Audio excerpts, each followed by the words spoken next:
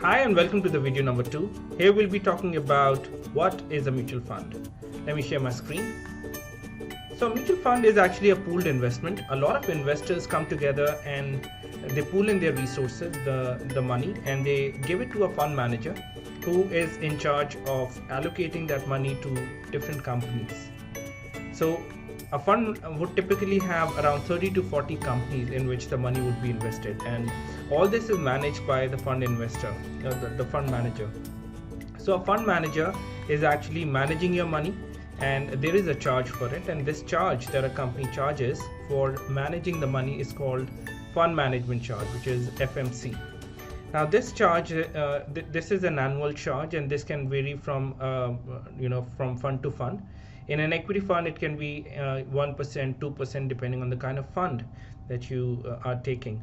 And this charge is something that one must take into account while selecting a fund, and we'll be discussing it in detail because this can actually have a severe impact on the investment that you do. Because even if the fund is not earning money, but this charge is charged annually and regularly.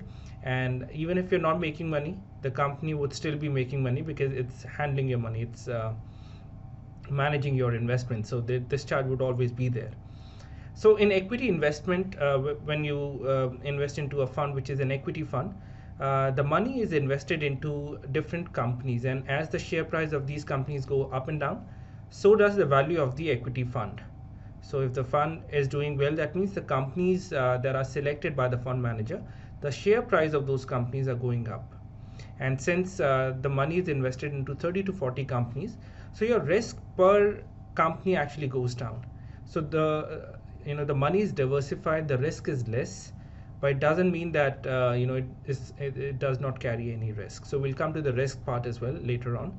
And in case if it's a debt investment, the fund manager would choose such companies which are worthy of giving loan, because debt investment is actually giving out a loan, and we're looking to get interest, just like a bank would give loan and look to earn through interest. Similarly, a debt fund would give loans. It can be loan to a company, to even government, and we're looking to get interest, and there is some bit of capital appreciation as well that comes along with it. So basically what a fund manager is trying to do here is, in an equity fund, he's trying to single out those companies which can do well in the future, and in debt fund he's trying to give out loans to those companies which would not default, which would repay the money and also repay the interest. And he tries to balance the two, because in case if it's a very safe investment, the return would be less, the interest would be less, and if he goes for the highest interest, the safety would be compromised. So this is the job of the fund manager, to balance the two, and that's the reason why there is a charge as well for managing the money that you give to him.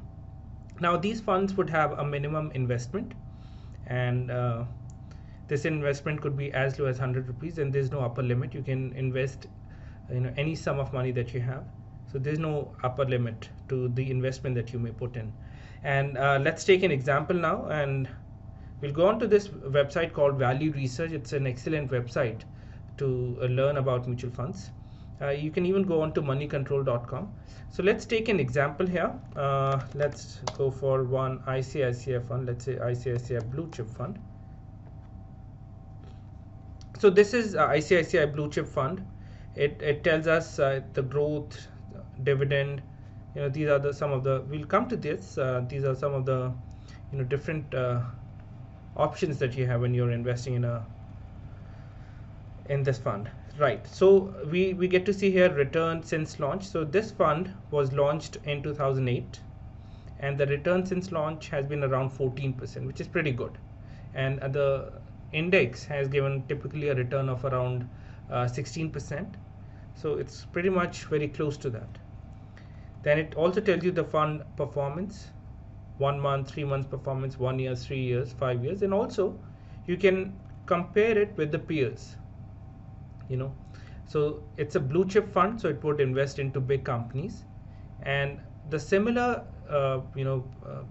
funds which invest into large companies, how have they performed over time. So you can draw a comparison. So this fund has given a return of around 11%, while some of the other funds have given better performance. So you can actually choose as to which is a good fund. And of course, return would not be the only criteria. We would be deciding, we'll be covering this.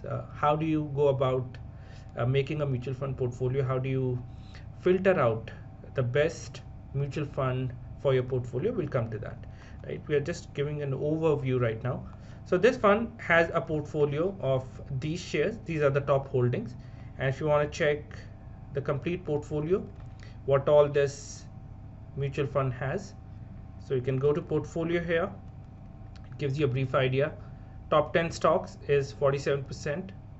Top 5 stocks hold 29% of the overall money that is put in this fund. So this fund has HDFC as the highest holding. It's almost 10%. Then ICICI Bank, Infosys. So basically, since it's a blue chip fund, it would have big companies only. And these are the companies that it has. It has around 25 companies, I think. Yeah, it's around 25 to 30 companies. And your risk is diversified, because it has so many companies that say even if one company does not do well, there are others who would actually make up for it. So your risk is actually diversified. And the fund manager, the reason why the fund manager has chosen these companies, and he has chosen HDFC as the highest and ICICI as the highest, because he's expecting these companies actually to do really well, and that's why he's allocated the maximum money in these two shares, right? So let's move on to our next video, where we would be knowing about the terminologies which you should be knowing when it comes to mutual fund. I'll see you there.